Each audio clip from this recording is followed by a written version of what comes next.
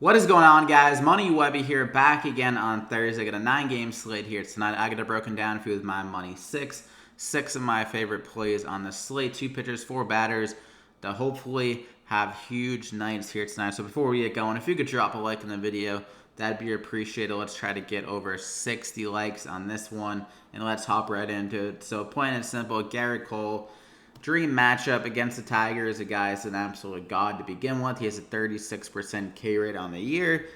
Better in Houston. Everything lines up for another dominant outing for Garrett Cole. Not much else to say. It's pretty obvious. It's a great play.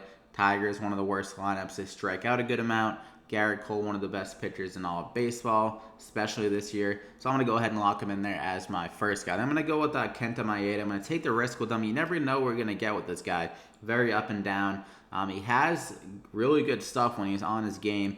It's not as good of a matchup as it might have been perceived earlier in the year, because the Blue Jays are starting to come together a little bit. But against Kenta Maeda here, against any good lineup, he can still have a good night if his stuff is on. He hasn't had that huge upside recently, but some solid outings. 19, not too bad. Didn't get the win there. 17, 30, 17. So he has the ability. I think he has a good shot at getting the win here tonight, as long as he makes it 5 innings. He does struggle sometimes with his command and just his pitch count. But against Toronto, it is a pretty free-swinging team, a team that you can get hot against as a pitcher and get some good upside. And he's been much more comfortable at home for whatever reason. If you look at the splits here, 14 games at home, 14 games on the road. So a solid sample, but the numbers are way better at home. Batting average way down, ERA way down, almost 17 DraftKings points on average. So I think at 8,100, he does have some meat in the bone to have a good night. They're only implied 3.6 runs. To park downgrade for Toronto as well. So I'm going to go ahead and lock him in there as my second pitcher. So I like that too, that combo of the pitchers, but it is pretty tough to really get like a good kind of batters for cheap here tonight, as a lot of the batters are going to price up in my opinion. So we're going to kind of maneuver our way around to find the value. And then the first guy though is going to be Mancata. I think he's priced down a little bit here because he is coming off the injury report likely here tonight, or the injured list. So he's expected to come off, and he's going up against a really soft pitcher in Gerardo. So Gerardo's been giving up 1.4 home runs per 9 this season. A lot of hard contact, 45% hard contact. He can be stolen on. I'm not sure if they're going to make Mancata try to steal any bases his first game back, especially that he had a hamstring injury. But it is possible. And I think just the fact that he's back from injury, some people get a little bit scared. They want to see it first before they kind of hop back on the wagon with the player. So I'm going to try to be a little ahead of the curve here. And Mancata, very good against right-handed pitchers so far this year as well. 250 ISO against them. And against a bad pitcher, a bad bullpen, I think he can have a solid first game back. So I'm going to go ahead and lock him in there as my first hitter. Then I'm going to go with Didi Gregorius going against Tanner Roark here at 4,000. A pretty solid price tag considering how bad Tanner has been this year against lefties. He's been allowing 1.6 home runs per 9 to them, and he has a 5.9 xFIP against lefties. And also Didi has his numbers so far on the BVP, 2 for 6 with 2 home runs in those 6 at bats against Roark in his career. He's been heating up a little bit recently. 2 doubles yesterday. Good for 16 DraftKings points. Had a home run the other day. Another home run.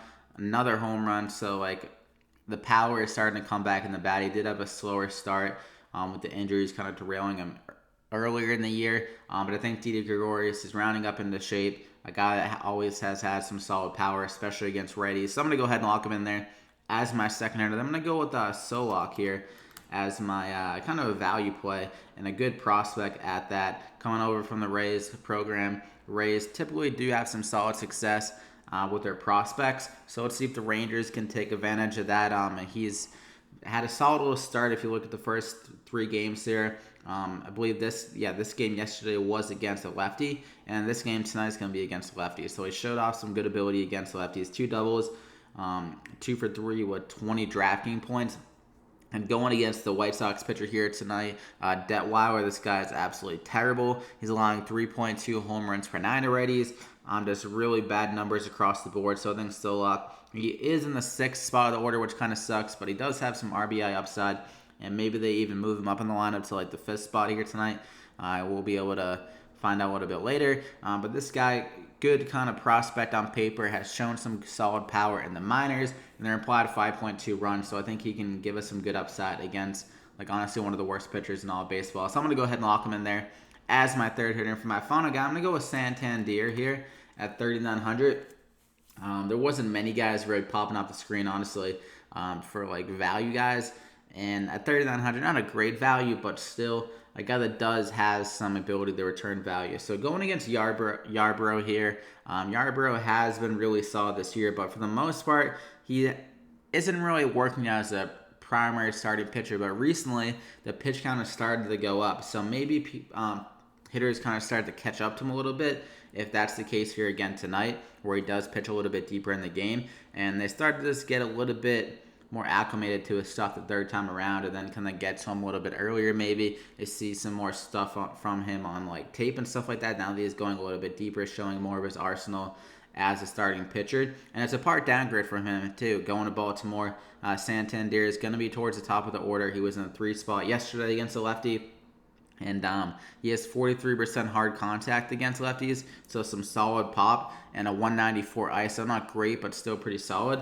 And just has some solid ability. He's been pretty damn good at home. If you look here, 313 average at home, 8.3 fantasy points per game. So I think he does have some upside. Yarbrough isn't a guy that allows so much upside, but at 3,900 in a hitter's park like this, maybe this is one of those games where he kind of comes back down to earth here, overlooks not a great Orioles team, and then kind of gets hit around a little bit. So I'm going to go ahead and lock him in there as my final guy. So you got Garrett Cole, Kenta Maeda, Nick Solak, Mancada, Didi Gregorius, and Santander. So I hope you enjoyed it. Drop a like in the video before you get out. Let's try to get over 60 likes on this one.